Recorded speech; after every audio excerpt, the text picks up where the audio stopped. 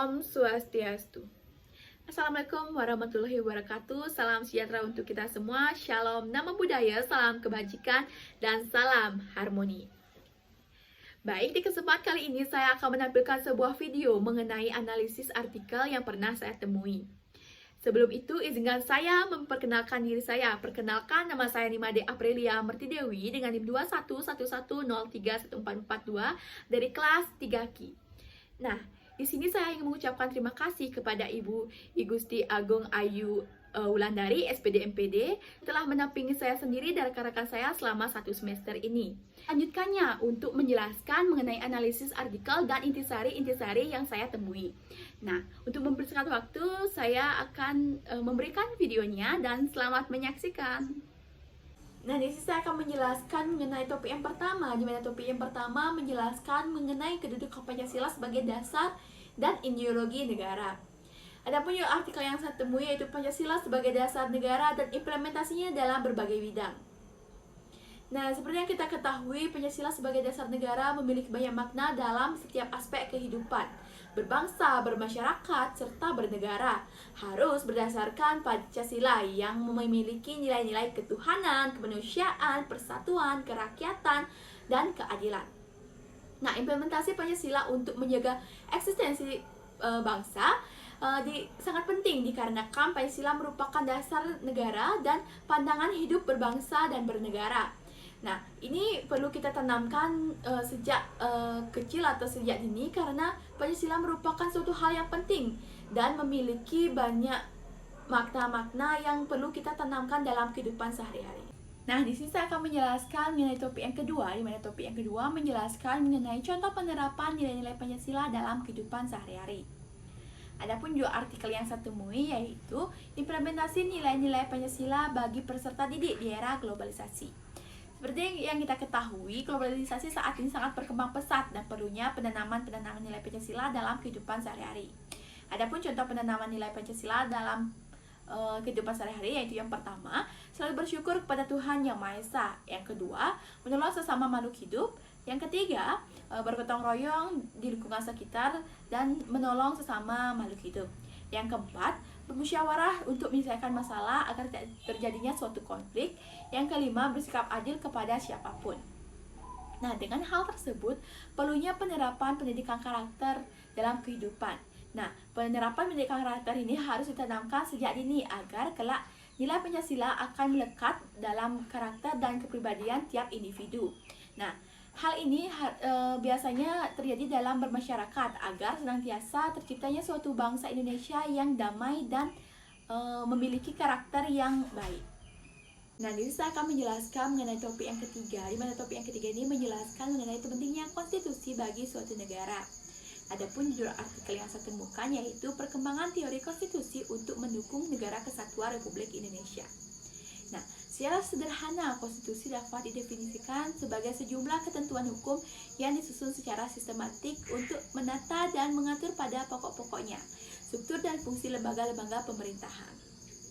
Nah, di sini selanjutnya saya akan menjelaskan mengenai negara kesatuan, di mana pengertian dari negara kesatuan itu ialah negara yang tidak tersusun daripada beberapa negara. Nah, seperti halnya dengan negara federasi, di mana negara ini sifatnya tunggal dan tidak ada negara lain, hanya ada satu negara. Jadi dapat disimpulkan dalam negara kesatuan itu juga ada satu pemerintahan, yaitu pemerintahan pusat yang mempunyai kekuasaan atau wewenang tertinggi. Nah, dalam hal tersebut segala halnya di lapangan diatur oleh pemerintah pusat. Nah, selanjutnya pemerintah pusat inilah yang ada pada tingkat terakhir dan tertinggi dalam menentukan keputusan. Segala keputusan tersebut yang berhubungan dengan negara kesatuan. Di sini saya akan membahas mengenai topik yang keempat. Topik yang keempat ini membahas mengenai pentingnya keutuhan negara kesatuan Republik Indonesia. Adapun judul artikel yang saya temukan yaitu strategi membangun karakter generasi muda yang merdeka Pancasila dalam kebinekaan dalam perspektif keutuhan negara kesatuan Republik Indonesia. Untuk kemajuan negara Republik Indonesia diperlukan karakter yang tangguh, kompetitif, berakhlak mulia, bermoral, berteloran, bergotong royong, patriotik, dinamis, berbudaya, dan berorientasi indeks berdasarkan Pancasila. Nah, dan yang terakhir dijiwai oleh iman dan bertakwa kepada Tuhan Yang Maha Esa. Karakter yang berlandaskan falsafah Pancasila artinya setiap aspek karakter harus dijiwai kelima sila Pancasila secara utuh dan berkomprehensif.